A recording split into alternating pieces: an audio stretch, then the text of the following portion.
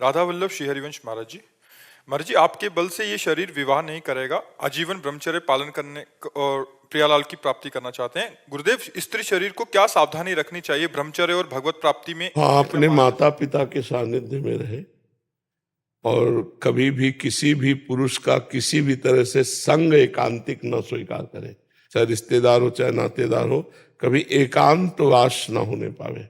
सबसे पहली बात, अगर घर में कोई नहीं है तो हमें किसी से नहीं मिलना, चाहे मेरा पूज्य से पूज्य, चाहे वो वृद्ध हो चाहे जवान हो चाहे कोई भी हो, प्रथम बात। दूसरी बात, अपने द्वारा किसी भी तरह की गंदी हरकत नहीं करनी। मोबाइल में गंदी बातें देखना, अपने शरीर से कोई गंदी चेष्टाएं स्वयं अपने आप में करना, फिर वो तो नाटक नौटंकी बना रहेगा, फिर उससे कोई लाभ नहीं मिलेगा।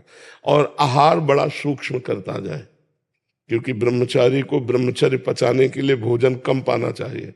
कम भोजन पाने से ऊर्जा शक्ति बढ़ती है, दैवी शक्ति बढ़ती है। और कम से कम 2 घंटे आसनों में बैठना सीखे। आसन, पद्मासन, सिद्धासन, इनमें बैठना आता है तुम्हें लगाना?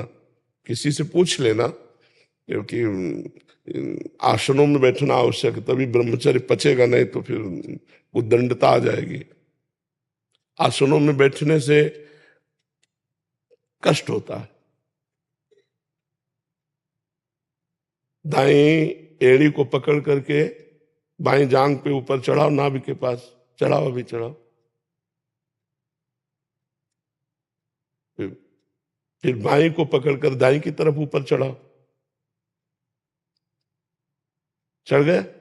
दोनों ऐसे हैं, देखो इसे कहते हैं पद्मासन। अब दोनों हाथ रखो ऐसे और सीधी हो जाओ। 5 मिनट, 10 मिनट, 15 मिनट, धीरे धीरे ऐसे बढ़ाना।